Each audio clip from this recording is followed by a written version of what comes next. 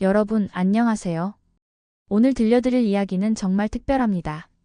눈 덮인 에스토니아 시골 마을, 영하 20도를 넘나드는 한겨울에 일어난 일인데요.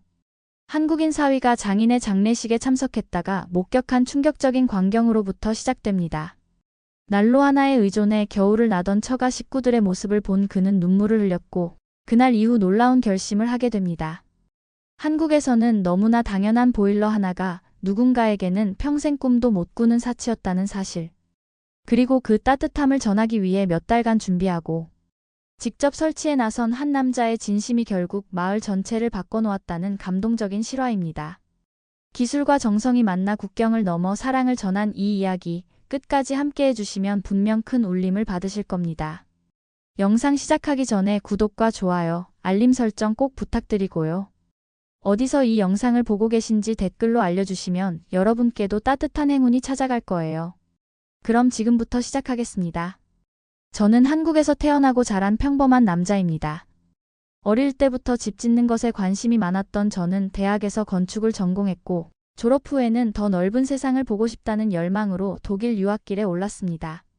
2010년 가을, 베를린 공과대학 석사과정에 입학한 저는 그곳에서 운명 같은 만남을 갖게 됩니다. 수업 첫날이었죠.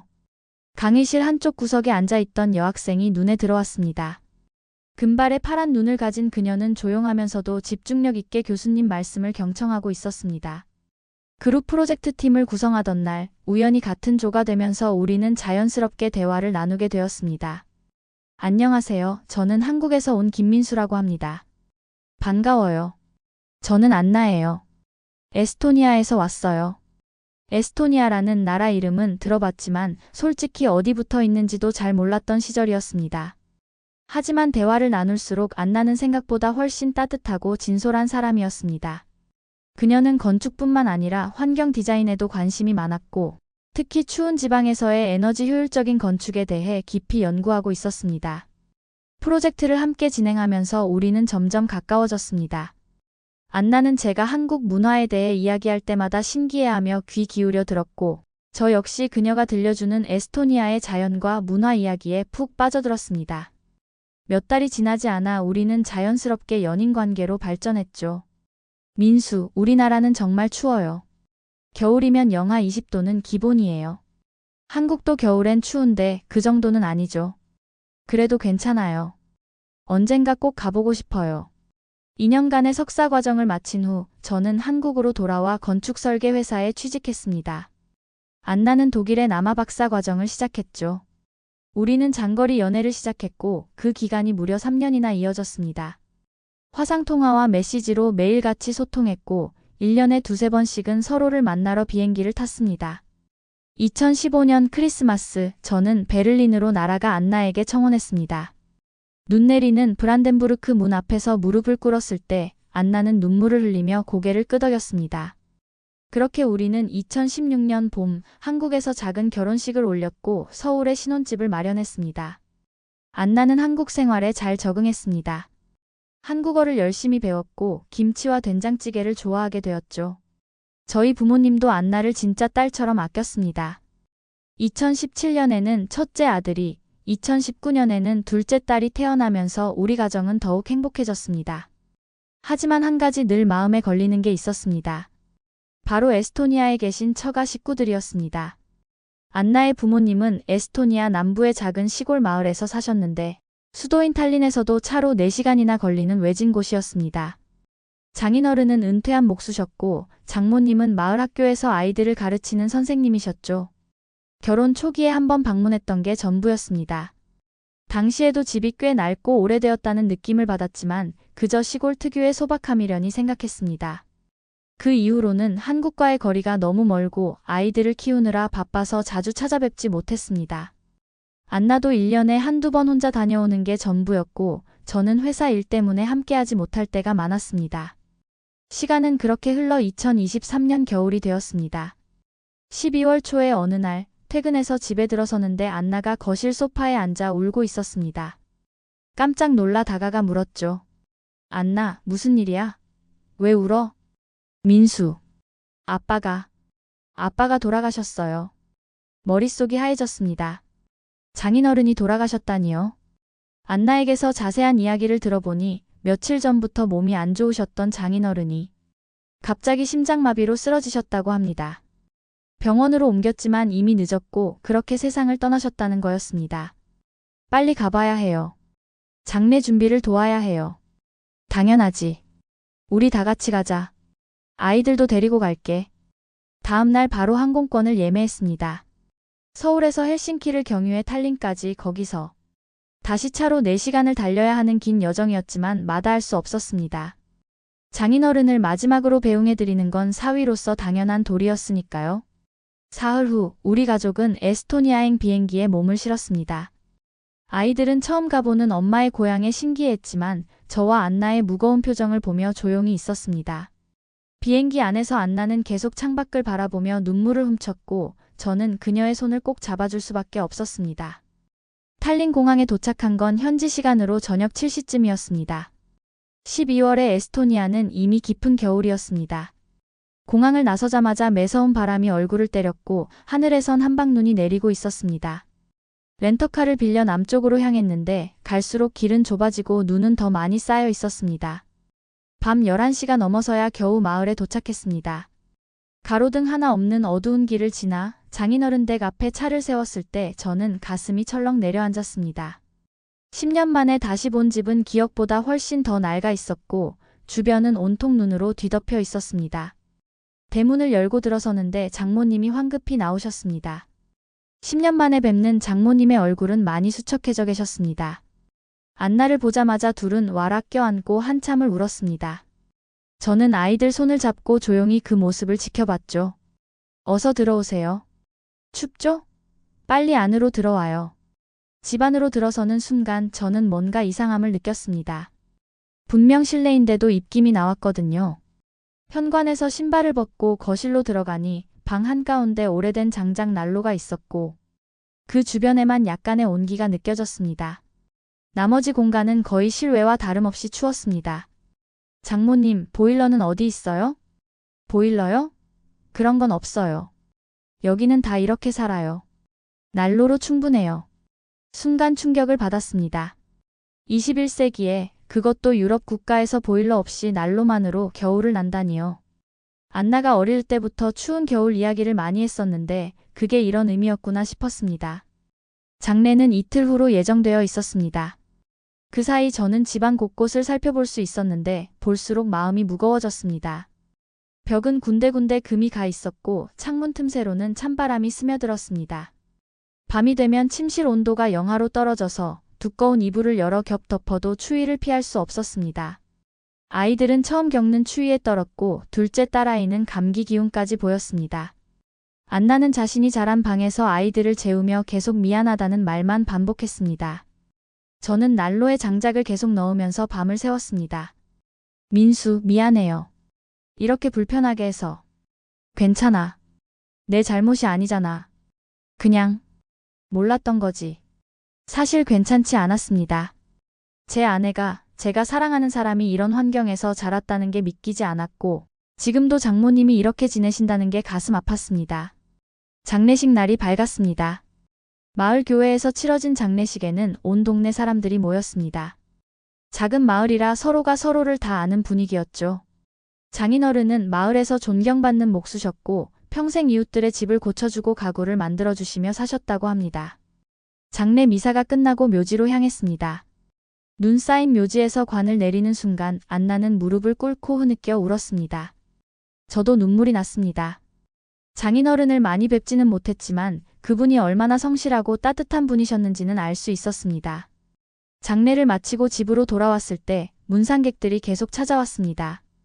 다들 장모님을 위로하고 음식을 나눠 먹으며 장인어른의 추억을 이야기했습니다. 저는 부엌에서 손님들께 차를 대접하며 이런저런 이야기를 들을 수 있었습니다. 장인어른은 정말 솜씨가 좋으셨어요. 우리 집 찬장도 만들어주셨죠. 그분이 없으면 마을이 어떻게 되려나. 집 고칠 때 항상 도와주셨는데. 이야기를 듣다 보니 장인어른이 얼마나 마을에서 중요한 분이셨는지 알 수 있었습니다. 하지만 정작 본인의 집은 이렇게 불편한 상태로 사셨다는 게 더욱 마음 아팠습니다. 저녁이 되어 손님들이 돌아가고 나서야 조용해졌습니다. 장모님은 지친 몸을 이끌고 방으로 들어가셨고 안나는 아이들을 재우느라 분주했습니다. 저는 홀로 거실에 앉아 타닥타닥 소리를 내며 타는 장작을 바라봤습니다. 이대로는 안 되겠다는 생각이 들었습니다. 장모님 혼자 이 추운 집에서 겨울을 나신다고요? 난로만으로요? 장작이 떨어지면 어쩌시려고요? 밤중에 불이 꺼지면 얼어 죽을 수도 있는데 말입니다. 다음날 아침 저는 안나에게 조심스럽게 물었습니다. 안나, 여기 보일러 설치하는 건 불가능한 거야? 글쎄요. 이 마을엔 도시가스 배관이 안 들어와 있어요. 전기 보일러는 전기세가 너무 비싸서 엄두를 못 낸다고 하시고. 그럼 다른 방법은 없을까? 있긴 있죠. 기름 보일러나 펠릿 보일러 같은 거요. 근데 설치 비용이 만만치 않고 기술자도 이 먼 곳까지 안 와요. 저는 곰곰이 생각했습니다. 한국에서는 보일러가 없는 집을 상상조차 할 수 없는데 여기서는 너무나 당연하게 난로로만 살아가고 있었습니다. 경제적 여건도 있겠지만 가장 큰 문제는 인프라와 정보의 부족이었습니다. 마을을 돌아다니며 살펴보니 거의 모든 집이 비슷한 상황이었습니다. 오래된 집들, 벽에 균열, 이중창도 아닌 낡은 창문들. 일부 집은 전기 히터를 사용하기도 했지만 전기세 부담 때문에 꼭 필요한 순간에만 켠다고 했습니다. 이 마을 사람들은 다 이렇게 사는 거예요? 네. 젊은 사람들은 다 도시로 나가버렸고 여기 남은 건 대부분 노인분들이에요. 연금으로 간신히 살아가시죠. 가슴이 먹먹해졌습니다. 한국 같으면 정부 지원이라도 받을 텐데 여기는 그마저도 쉽지 않아 보였습니다. 에스토니아가 선진국이긴 하지만 시골 외진 마을까지 그 혜택이 미치지는 않는 모양이었습니다. 일주일간의 일정을 마치고 한국으로 돌아가는 날 장모님께 인사를 드렸습니다. 장모님, 건강 잘 챙기세요. 추우면 꼭 연락하시고요. 걱정 마세요. 평생 이렇게 살았는걸요. 안나 잘 부탁해요. 공항으로 가는 차 안에서 내내 마음이 무겁였습니다. 안나도 창밖만 바라보며 말이 없었습니다. 아이들마저 감기가 심해져서 콜록거리고 있었죠. 비행기 안에서 저는 결심했습니다. 뭔가 해야겠다고요. 제가 건축을 공부한 게 바로 이럴 때 쓰라고 배운 게 아니겠습니까? 한국에 돌아온 후 저는 본격적으로 조사를 시작했습니다. 회사 일을 마치고 밤마다 인터넷을 뒤지며 에스토니아의 기후, 난방 시스템, 보일러 종류 등에 대해 공부했습니다. 안나도 옆에서 현지 정보를 찾아주며 도와줬죠. 민수, 정말 하려는 거예요? 쉽지 않을 거예요. 해야지. 장모님이 이번 겨울도 난로만 의지하시면 어떡해? 만약 무슨 일이라도 생기면 그때 가서 후회해봤자 소용없잖아. 제일 먼저 알아본 건 어떤 종류의 보일러가 적합한가 하는 것이었습니다. 도시가스가 안 들어오는 지역이니 가스 보일러는 불가능했고 전기 보일러는 전기세 문제가 있었습니다. 결국 기름 보일러나 펠릿 보일러가 대안이었는데 펠릿 보일러가 더 경제적이고 환경 친화적이라는 결론을 내렸습니다. 문제는 시공이었습니다.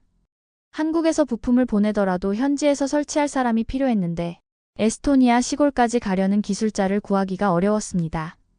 그래서 생각한 게 제가 직접 설치하는 것이었습니다. 직접요? 당신은 건축까지 설비 기술자가 아니잖아요. 유학 시절에 건물 설비 시스템 과목 들었잖아. 그때 보일러 원리랑 배관 시공도 배웠어. 물론 직접 해본 적은 없지만 매뉴얼 보면서 하면 못할 것도 없어. 안나는 걱정스러운 눈빛이었지만 제 결심이 확고하다는 걸 알고는 더 이상 말리지 않았습니다. 오히려 적극적으로 도와주기 시작했죠. 다음 단계는 제품 선정이었습니다.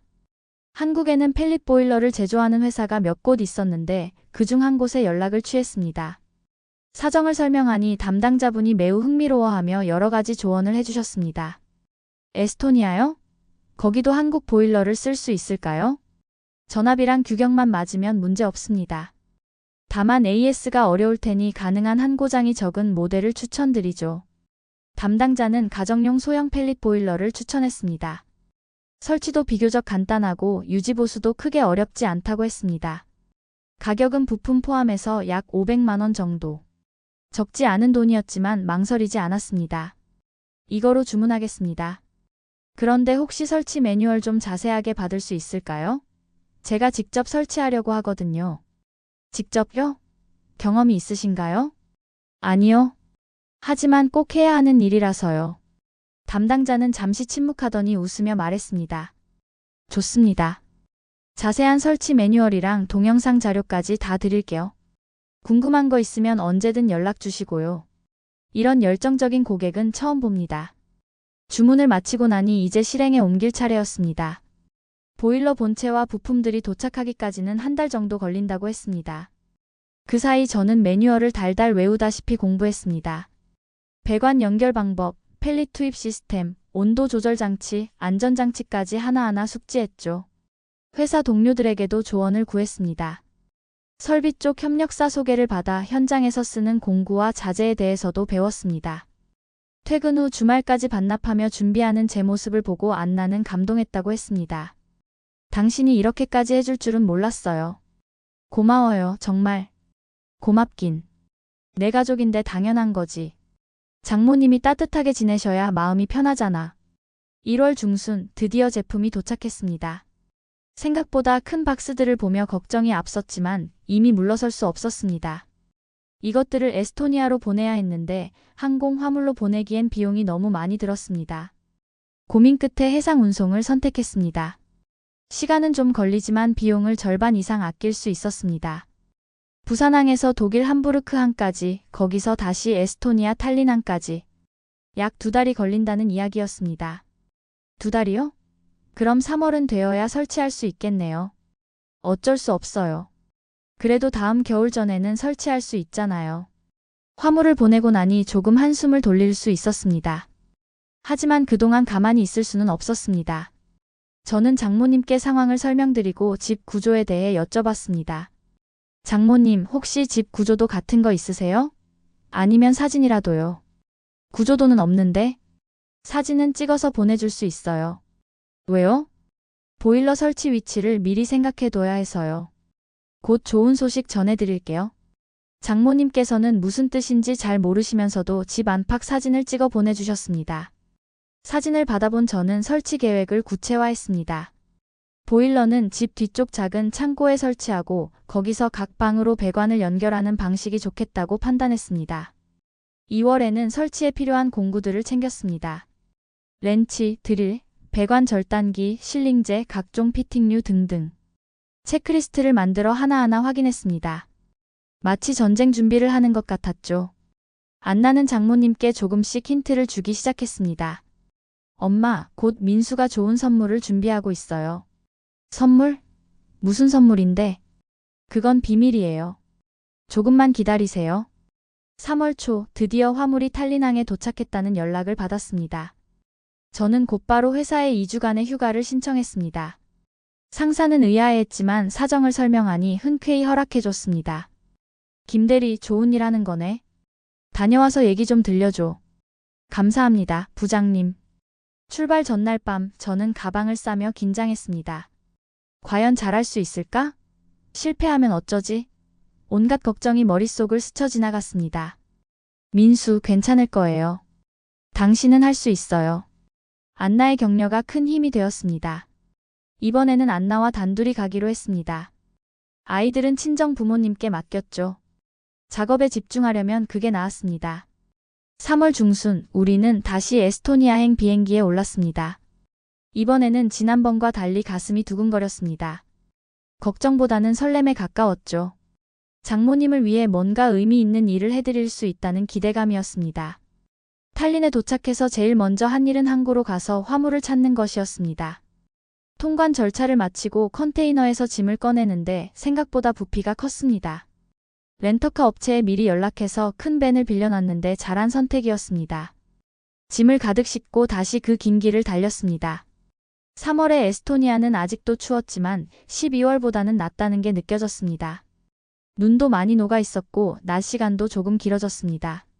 마을에 도착하니 장모님이 대문 앞에서 기다리고 계셨습니다. 차에서 내리자마자 장모님은 짐을 보고 놀라셨죠. 이게 다 뭐예요? 이렇게 큰 짐을. 장모님, 이제 곧 알게 되실 거예요. 일단 안으로 옮길게요. 짐을 집 뒤편 창고로 옮기는데도 한참이 걸렸습니다. 보일러 본체만 해도 상당한 무게였고 배관과 부속품들까지 합치니 여러 번 왕복해야 했습니다. 땀을 뻘뻘 흘리며 짐을 다 옮기고 나니 어느새 해가 뉘엿뉘엿 지고 있었습니다. 저녁을 먹으며 장모님께 본격적으로 말씀드렸습니다. 장모님, 사실 제가 이번에 보일러를 가지고 왔습니다. 한국에서 직접 준비했어요. 보일러요? 그게 뭔데요? 난방 장치예요. 이제 겨울에 난로만 쓰지 않아도 됩니다. 집 전체가 따뜻해질 거예요. 장모님은 눈이 휘둥그레지셨습니다. 믿기지 않는다는 표정이었죠.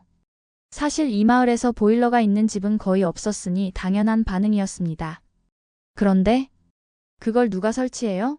기술자를 부를 거예요? 제가 직접 할 겁니다. 걱정 마세요. 준비 많이 했어요. 직접요? 그런데 민수 씨는 건축가잖아요? 건축을 공부하면서 설비도 배웠어요. 할 수 있습니다. 솔직히 속으로는 떨렸습니다. 이론으로만 배운 걸 실제로 해본 적은 없으니까요. 하지만 자신 있는 척 말했습니다. 장모님을 안심시켜드려야 했으니까요. 다음 날 아침 일찍 본격적인 작업에 들어갔습니다. 첫 단계는 설치 위치를 정확히 잡는 것이었습니다. 창고 안쪽 벽면에 보일러를 고정하고 거기서 집 안으로 배관을 연결하는 구조였습니다. 먼저 벽에 구멍을 뚫어야 했습니다. 전동 드릴을 들고 조심스럽게 작업했는데 생각보다 벽이 단단했습니다. 2시간 넘게 씨름한 끝에 겨우 필요한 크기의 구멍을 뚫었죠. 민수, 괜찮아요? 너무 무리하지 말아요. 괜찮아. 이 정도는 해야지. 보일러 본체를 벽에 고정하는 작업도 만만치 않았습니다. 무게가 상당해서 안나의 도움을 받아야 했습니다. 정확한 수평을 맞추는 게 중요했는데 수평계를 보며 몇 번이고 조정했습니다. 점심시간이 되자 장모님이 따뜻한 수프를 가져다 주셨습니다. 고생이 많아요. 천천히 해도 돼요. 괜찮습니다. 빨리 끝내서 장모님이 따뜻하게 지내시는 게 중요하니까요. 오후에는 배관 작업을 시작했습니다. 창고에서 각 방으로 연결되는 배관 경로를 미리 계획해뒀지만 막상 해보니 예상치 못한 장애물들이 있었습니다. 벽 속 구조가 생각과 달랐고 일부 구간은 경로를 수정해야 했습니다. 저녁 무렵이 되어서야 겨우 거실까지 배관을 연결했습니다. 하루 종일 쪼그리고 앉아서 작업하니 허리가 끊어질 것 같았습니다. 손에는 물집이 잡혔고 온몸이 땀으로 범벅이었죠. 오늘은 여기까지 하고 내일 계속하자. 그래요. 너무 무리하지 말아요. 밤에 침대에 누우니 온몸이 욱신거렸습니다. 하지만 마음만은 뿌듯했습니다. 확실히 진전이 있었으니까요. 내일이면 거실 배관을 마무리하고 침실 쪽 작업도 시작할 수 있을 것 같았습니다. 이튿날도 아침 일찍 작업을 시작했습니다. 거실에 라디에이터를 설치하는 작업이었는데 이게 또 쉽지 않았습니다. 정확한 위치에 고정해야 하고 배관 연결도 정밀하게 해야 했습니다. 매뉴얼을 수십 번 들여다보며 하나하나 확인했습니다. 나사 하나, 피팅 하나도 소홀히 할 수 없었습니다. 자칫 누수라도 생기면 큰일이니까요. 민수, 제대로 되고 있는 거 맞죠? 응, 매뉴얼대로 하고 있어. 걱정 마. 사실 속으로는 조마조마했습니다. 이론과 실제는 다르다는 걸 절실히 느끼고 있었으니까요. 하지만 포기할 수는 없었습니다. 이미 시작한 일이고 장모님이 기대하고 계셨으니까요. 사흘째 되는 날, 침실 2곳에도 라디에이터 설치를 완료했습니다. 이제 남은 건 전체 시스템을 연결하고 테스트하는 일이었습니다. 가장 중요하면서도 긴장되는 순간이었죠. 배관의 모든 연결부를 다시 한번 점검했습니다. 조임이 제대로 되었는지, 실링은 완벽한지 꼼꼼히 확인했습니다. 그리고 드디어 물을 채워 넣기 시작했습니다. 제발 새지 마라, 제발. 마음속으로 기도하며 압력을 높여갔습니다. 처음엔 괜찮은 것 같았는데 갑자기 침실 쪽에서 물이 새기 시작했습니다. 아, 이런. 급하게 밸브를 잠그고 문제 부분을 확인했습니다. 피팅 하나가 제대로 조여지지 않았던 겁니다. 다시 풀고 테프론 테이프를 더 감아 조였습니다. 2번째 시도. 이번에는 다행히 누수가 없었습니다. 천천히 압력을 올려도 어디에서도 물이 새지 않았습니다. 성공이었습니다. 배관 연결까지 마쳤으니 이제 펠릿 공급 시스템과 전기 배선을 연결할 차례였습니다. 이 부분은 특히 조심해야 했습니다. 전기 관련 작업은 자칫 잘못하면 화재나 감전 사고로 이어질 수 있으니까요. 매뉴얼을 다시 한번 정독했습니다. 전원선 연결, 제어판 설정, 온도 센서 부착 등등. 하나라도 틀리면 작동하지 않거나 고장 날 수 있었습니다. 안나는 옆에서 매뉴얼을 읽어주며 제가 빠뜨리는 부분이 없는지 확인해줬습니다. 여기 파란색 선이랑 빨간색 선 연결하는 순서 조심해요. 알았어. 천천히 할게. 손이 떨렸습니다. 긴장되기도 했지만 동시에 곧 완성된다는 기대감도 있었습니다. 4시간에 걸쳐 전기 배선을 모두 마쳤을 때는 온몸에 힘이 빠졌습니다. 이제 진짜 마지막이네. 그러게요. 여기까지 오느라 고생했어요. 마지막 단계는 보일러 시운전이었습니다. 펠릿을 투입구에 넣고 전원을 켜고 점화 버튼을 눌렀습니다. 기계음이 들리더니 내부에서 불이 붙기 시작했습니다. 처음엔 작은 불꽃이었는데 점점 커지면서 펠릿을 태우기 시작했습니다. 연기는 굴뚝을 통해 밖으로 빠져나갔고 보일러 내부 온도가 서서히 올라갔습니다. 작동한다. 안나, 작동해. 정말요? 진짜 되는 거예요? 우리는 서로를 껴안으며 기뻐했습니다. 일주일간의 고생이 헛되지 않았습니다. 모니터를 보니 온도가 계속 올라가고 있었습니다. 60도, 70도, 80도. 이제 각 방의 라디에이터도 따뜻해질 거야. 가서 확인해보자. 거실로 달려가 라디에이터에 손을 대보니 미지근하게 느껴졌습니다. 시간이 조금 더 지나자 점점 뜨거워졌습니다. 침실도 마찬가지였습니다. 드디어 성공한 겁니다. 장모님을 모셔왔습니다. 장모님은 라디에이터에서 나오는 열기를 느끼시고는 눈물을 글썽이셨습니다. 이게 정말 따뜻하네요. 이렇게 따뜻할 수가. 이제 겨울에 난로 걱정 안 하셔도 됩니다. 이 보일러가 집 전체를 따뜻하게 해줄 거예요. 고마워요, 민수. 정말 고마워요. 장모님은 제 손을 꼭 잡으셨습니다. 그 순간 저도 눈시울이 뜨거워졌습니다. 이 일을 하길 정말 잘했다는 생각이 들었습니다. 그날 저녁 처음으로 집 전체가 따뜻한 상태에서 식사를 했습니다. 난로 주변에만 모여있지 않아도 되었고 두꺼운 옷을 입지 않아도 괜찮았습니다. 이게 얼마나 큰 변화인지 직접 경험하지 않으면 모를 겁니다. 민수, 당신 정말 대단해요. 기술자도 아닌데 어떻게 이걸 해냈어요? 꼭 해야 한다는 마음이 있으면 못할 게 없더라고. 다음 날 예상치 못한 일이 벌어졌습니다. 이웃집 아주머니 한 분이 찾아오신 겁니다. 저 혹시 이 집에 무슨 기계 설치했다는 얘기 들었는데요. 아, 네. 보일러를 설치했습니다. 보일러요? 그게 뭔데요? 집이 따뜻해진다고요? 마을이 작다 보니 소문이 빠르게 퍼진 모양이었습니다. 아주머니께 보일러를 보여드리고 작동 원리를 설명해드렸습니다. 신기한 듯 이것저것 물어보시더니 조심스럽게 부탁하셨습니다. 혹시 우리 집에도 이런 거 설치할 수 있을까요? 순간 망설였습니다. 제 집도 힘들게 한 건데 남의 집까지 할 수 있을까? 하지만 아주머니의 간절한 눈빛을 보니 차마 거절할 수 없었습니다. 글쎄요. 제가 전문가는 아니라서 부탁이에요. 우리 집도 겨울마다 너무 힘들어요. 돈은 드릴게요. 안나와 의논했습니다. 일정상 당장은 어렵지만 다음에 올 때 부품을 가져와서 도와드릴 수는 있을 것 같았습니다. 아주머니, 이번엔 시간이 없어서 못 도와드리지만 다음에 제가 다시 올 때 해드릴게요. 정말요? 아이고, 고마워요. 그 소문을 듣고 또 다른 이웃들이 찾아왔습니다. 마을 사람 대부분이 비슷한 처지였던 겁니다. 다들 난로에 의존해 살면서도 다른 방법을 몰랐던 거죠. 저도 부탁드려요. 우리 집도 좀. 갑자기 마을의 영웅이 된 기분이었습니다. 하지만 부담도 되었습니다. 한두 집도 아니고 이걸 다 어떻게 감당한다는 말입니까? 여러분, 제가 다 해드리고 싶지만 전문가가 아니라서요. 실수하면 오히려 위험할 수도 있어요. 아니에요. 충분히 잘하시잖아요. 우리는 믿어요. 고민 끝에 결정했습니다. 할 수 있는 만큼 돕기로요. 모두를 다 도와드릴 순 없지만 몇 집 정도는 가능할 것 같았습니다. 그럼 이렇게 하죠.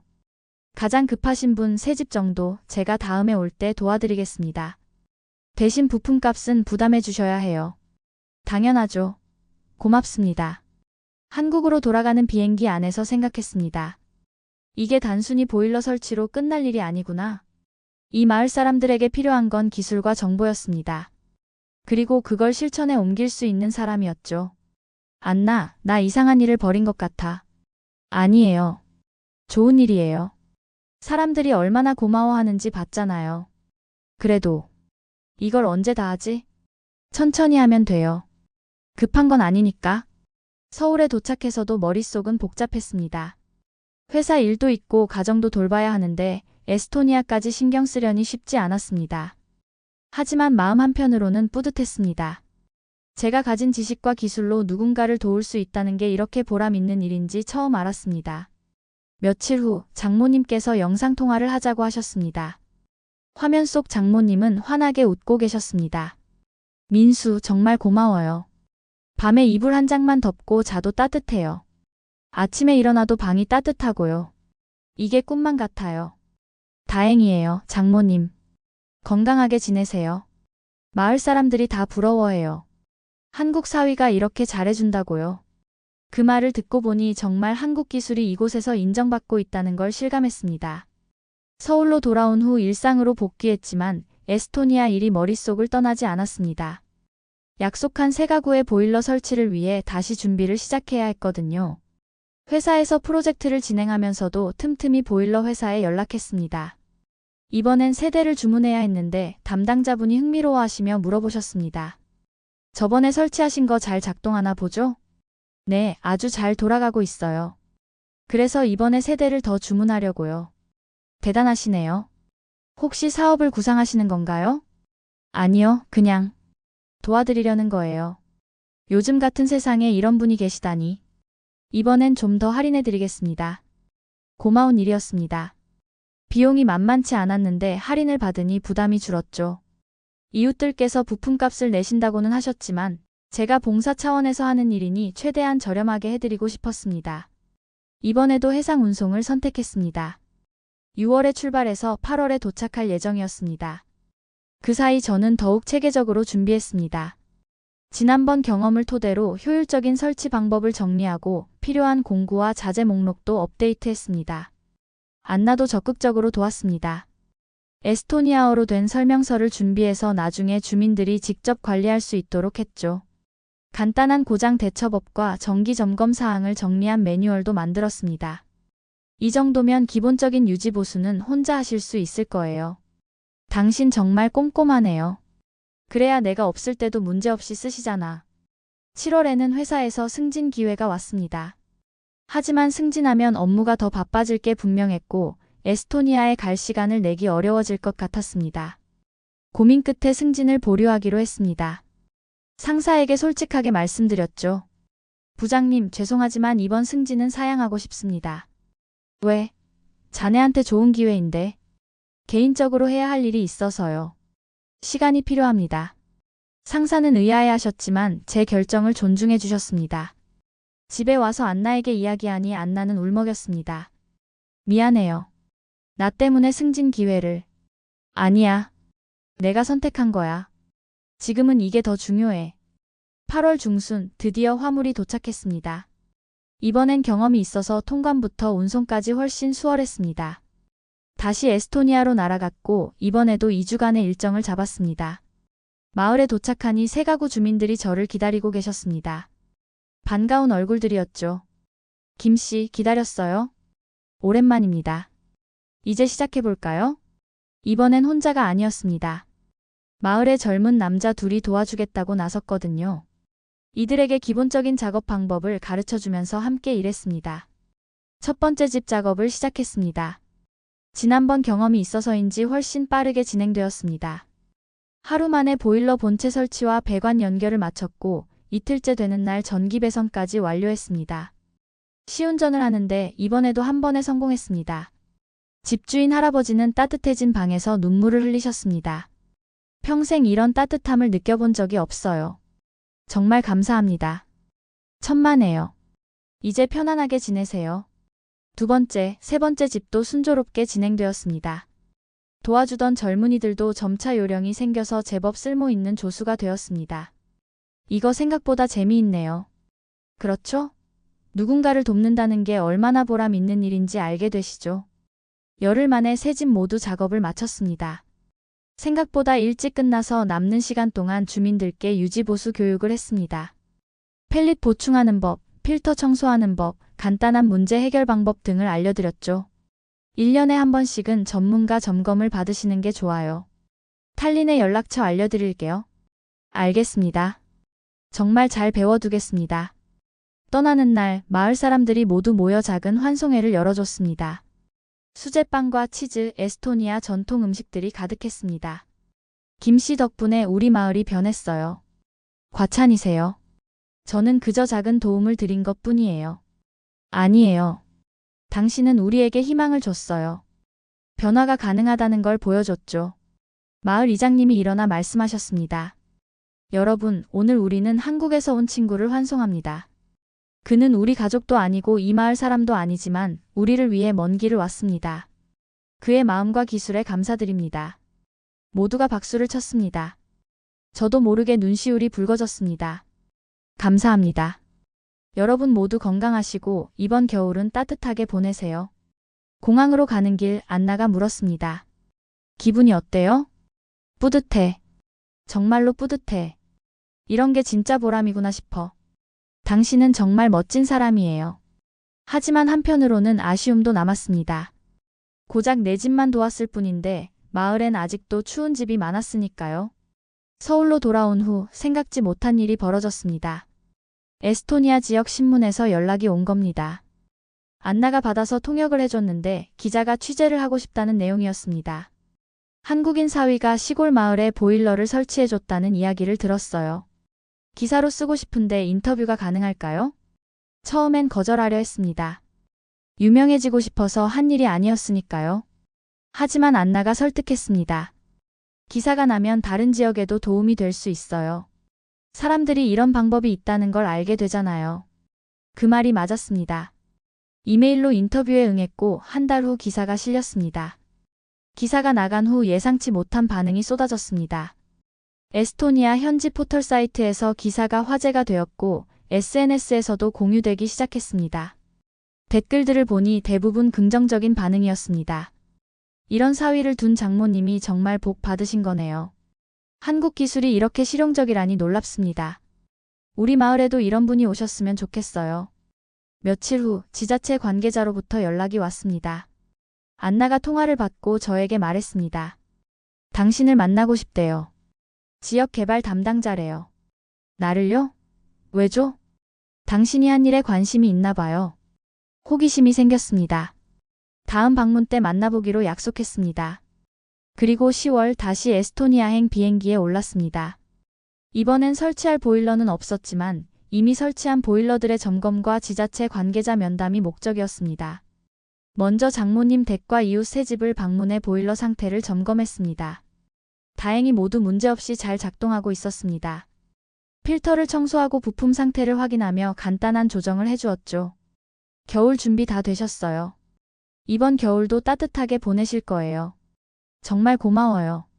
작년 겨울이 처음으로 따뜻했어요. 이틀 후 지자체 청사에서 담당자를 만났습니다. 40대 중반쯤 되어 보이는 남자분이었는데 생각보다 열정적이었습니다. 김 씨, 만나서 반갑습니다. 당신이 한 일에 대해 많이 들었어요. 과찬이십니다. 그저 가족을 도운 것뿐이에요. 아닙니다. 당신은 우리가 놓치고 있던 문제를 해결했어요. 시골 지역의 난방 문제 말이죠. 담당자는 통계 자료를 보여줬습니다. 에스토니아 남부 시골 지역에서 여전히 많은 가구가 적절한 난방시설 없이 살아가고 있다는 내용이었습니다. 정부에서도 이 문제를 알고 있지만 예산과 인력이 부족해서 손을 못 대고 있어요. 당신의 사례가 좋은 본보기가 될 수 있을 것 같습니다. 제가 뭘 더 할 수 있을까요? 혹시 우리 지역의 다른 마을들도 도와줄 수 있나요? 물론 비용은 지자체에서 일부 지원하겠습니다. 순간 고민이 되었습니다. 이미 회사 일과 가정을 병행하는 것도 쉽지 않은데 더 많은 일을 맡을 수 있을까? 하지만 이건 단순히 제 개인의 문제가 아니었습니다. 많은 사람들이 도움을 필요로 하고 있었으니까요. 시간이 필요합니다. 제가 전문가도 아니고 한국에 직장도 있어서요. 이해합니다. 천천히 생각해 보세요. 대신 이런 제안은 어떨까요? 당신이 현지 기술자들에게 교육을 해주시는 거예요. 그러면 당신이 없어도 작업이 계속될 수 있잖아요. 그건 좋은 아이디어였습니다.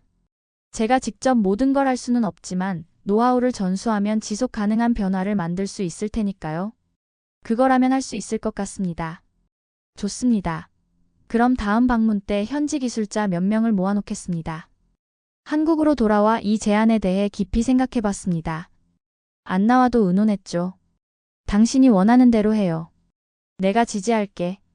근데 이러다가 정말 일이 커지는 거 아냐? 그래도 의미 있는 일이잖아요. 더 많은 사람을 도울 수 있다며.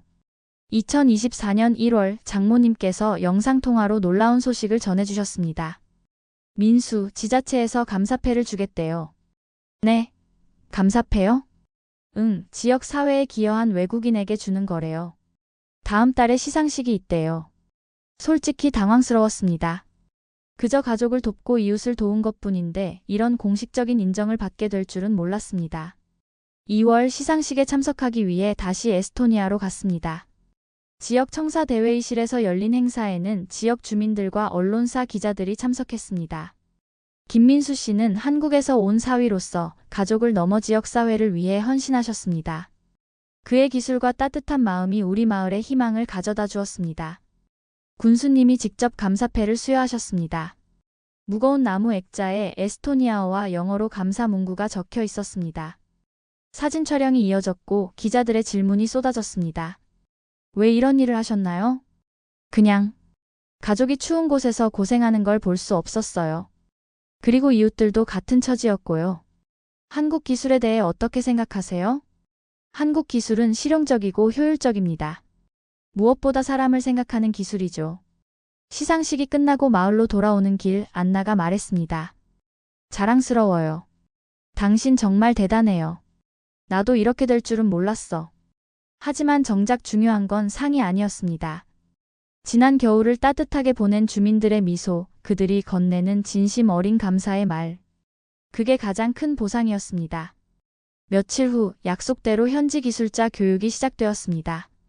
지자체에서 선발한 5명의 기술자가 모였고 저는 일주일간 집중 교육을 진행했습니다. 보일러의 원리부터 시작해서 설치 방법, 배관 연결, 전기 배선, 시운전, 유지 보수까지 모든 과정을 가르쳤습니다. 이론뿐만 아니라 실제로 한 집을 골라 함께 설치 작업을 하며 실습도 병행했죠. 여기 배관 연결할 때 각도가 중요합니다. 이렇게 해야 물이 잘 순환돼요. 아, 그렇군요. 처음 알았어요. 기술자들은 열심히 배웠고 질문도 많이 했습니다. 일주일이 끝날 무렵에는 제법 혼자서도 작업할 수 있는 수준이 되었습니다. 이제 여러분이 이 지역의 다른 가정들을 도울 수 있을 거예요. 선생님 덕분입니다. 정말 많이 배웠어요. 선생님이라니요? 그냥 김씨라고 불러주세요. 교육을 마치고 한국으로 돌아오면서 뿌듯함을 느꼈습니다. 이제 제가 없어도 그곳에서 변화가 계속될 수 있을 테니까요. 한국으로 돌아온 후 일상은 계속되었지만 뭔가 달라진 게 있었습니다. 제 인생에 더 큰 의미가 생긴 것 같았죠. 회사 일도 예전과 똑같이 했지만 퇴근 후나 주말이면 에스토니아 관련 일을 챙기게 되었습니다. 장모님과 마을 사람들과 정기적으로 영상통화를 했습니다. 설치한 보일러들이 잘 작동하는지 불편한 점은 없는지 확인했죠. 가끔 작은 문제가 생기면 화상으로 해결 방법을 알려드리기도 했습니다. 여기 이 밸브 좀 봐주세요. 물이 조금 새는 것 같아요. 아, 거기 조임이 풀렸나 보네요. 렌치로 시계 방향으로 돌려보세요. 아, 됐어요. 고마워요. 그러던 어느 날 교육받았던 기술자 중 한 명에게서 연락이 왔습니다. 안나가 통역해줬는데 반가운 소식이었습니다. 김씨, 저희가 벌써 10집이나 설치했어요. 정말요? 대단한데요? 다 선생님 덕분이에요. 가르쳐주신 대로 하니까 잘 되더라고요. 이 소식을 듣고 정말 기뻤습니다.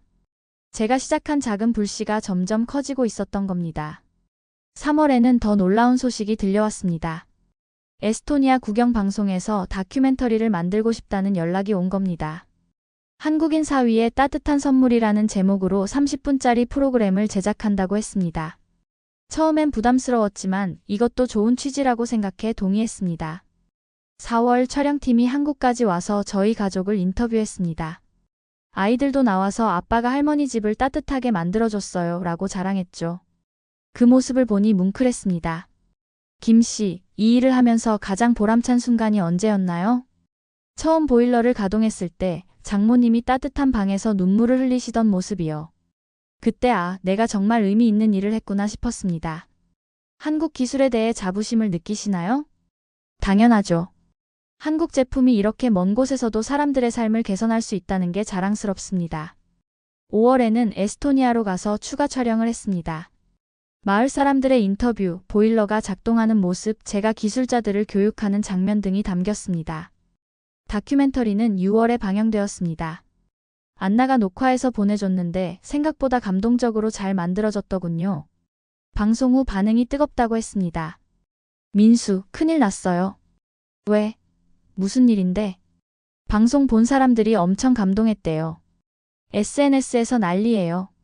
에스토니아뿐만 아니라 인근 발트 3국에서도 화제가 되었다고 합니다.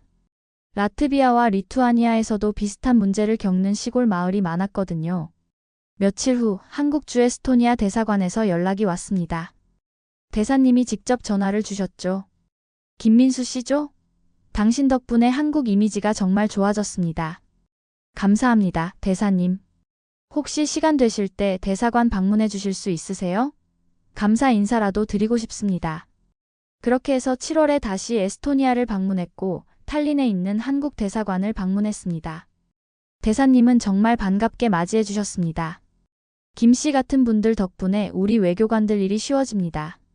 민간 차원의 교류가 이렇게 중요한 거예요. 과찬이십니다. 아닙니다. 이게 진짜 민간 외교죠. 정부가 하는 것보다 훨씬 진심이 전달됩니다. 대사관에서 작은 리셉션도 열어줬습니다. 현지 교민들과 에스토니아 정부 관계자들이 참석했는데 많은 분들이 격려해 주셨습니다. 한국 사람의 정을 보여주셔서 감사합니다. 덕분에 한국에 대한 인식이 정말 좋아졌어요. 한편 제가 교육한 기술자들의 활동도 계속 확대되었습니다. 처음 5명이었던 팀이 어느새 10명으로 늘었고 이들은 에스토니아 남부 전역을 돌며 보일러를 설치하고 있었습니다. 지자체는 저소득층 가정에 보조금을 지급하는 프로그램을 시작했습니다. 덕분에 경제적으로 어려운 가정도 보일러를 설치할 수 있게 되었죠. 김 씨, 올해만 벌써 50가구에 설치했어요. 정말 대단하시네요. 이제 저보다 훨씬 전문가시겠어요. 아닙니다. 시작은 선생님이 해주신 거죠. 가을이 되자 더욱 의미 있는 소식이 들려왔습니다.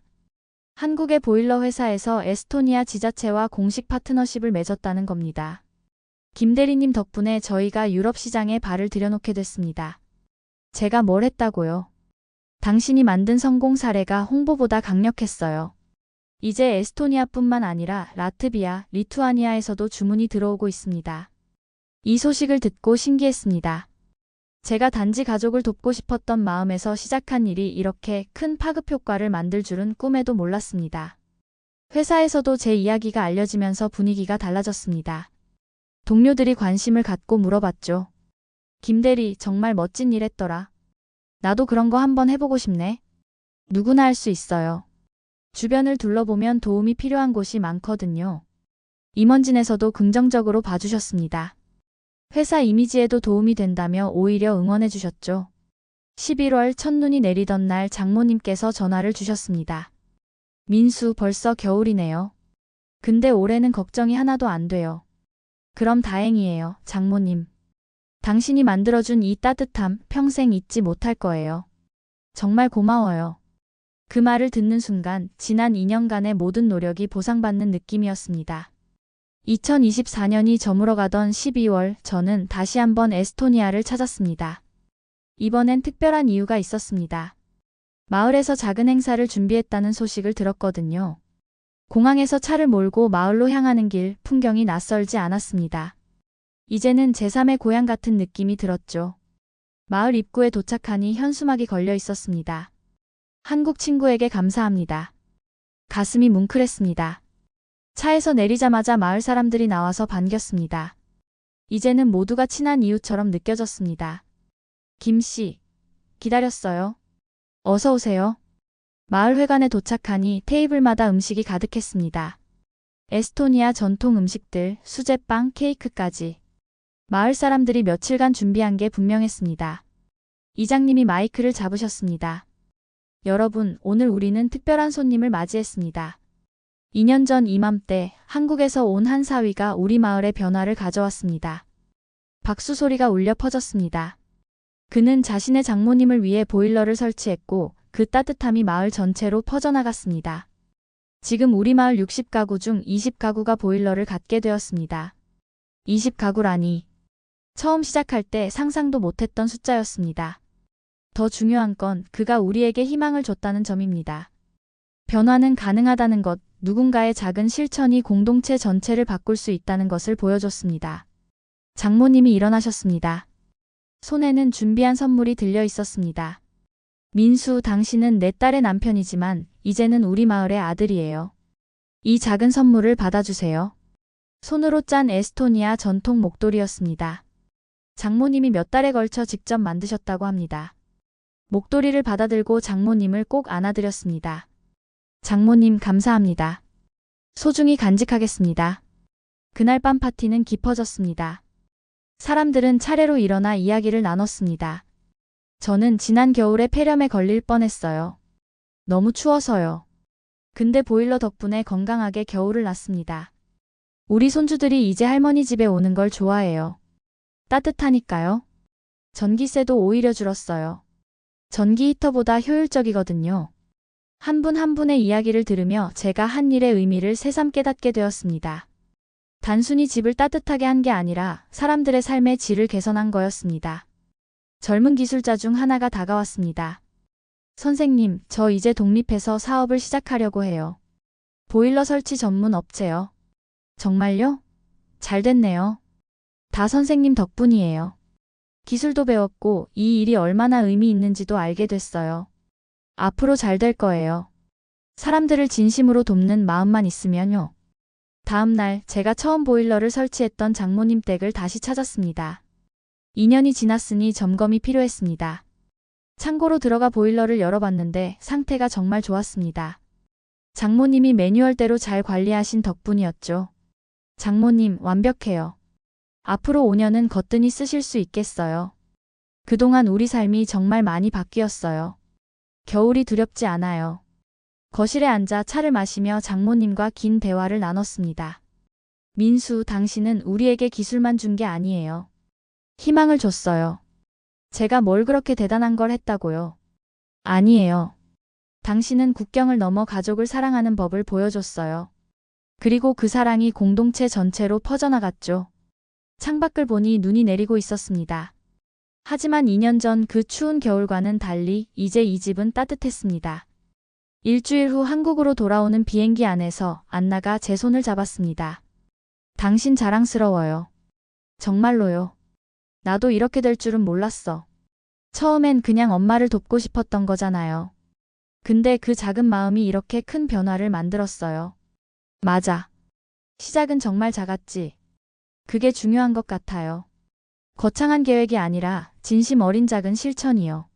서울에 도착해 집에 돌아오니 아이들이 반겼습니다. 아빠, 할머니는 잘 계셨어? 응, 아주 잘 계셔. 아빠가 만든 보일러 덕분에 따뜻하게 지내시더라. 우리 아빠 최고야.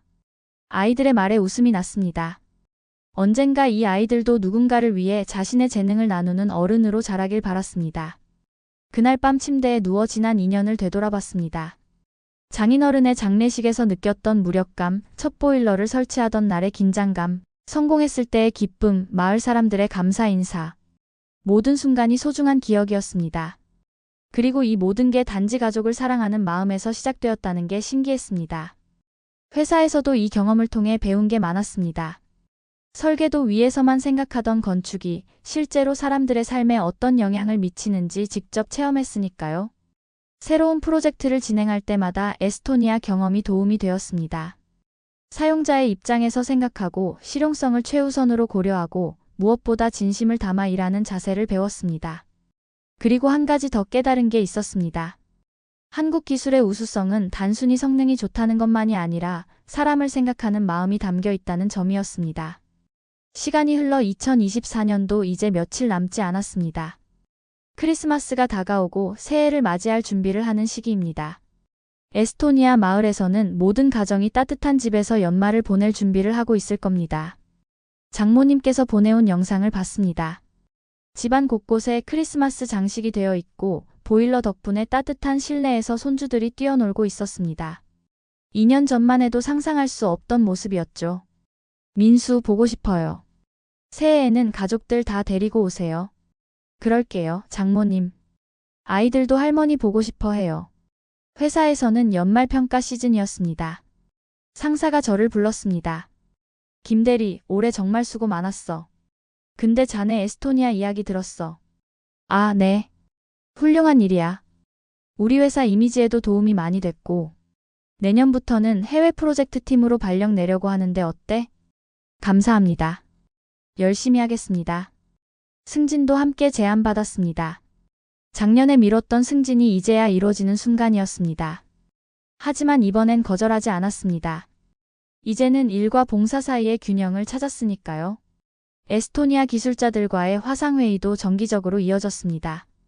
이제 그들은 완전히 독립적으로 일하고 있었고, 오히려 저에게 새로운 아이디어를 제안하기도 했습니다. 김 씨, 우리가 태양광 패널과 보일러를 결합하는 시스템을 개발했어요. 오, 그거 좋은 생각이네요.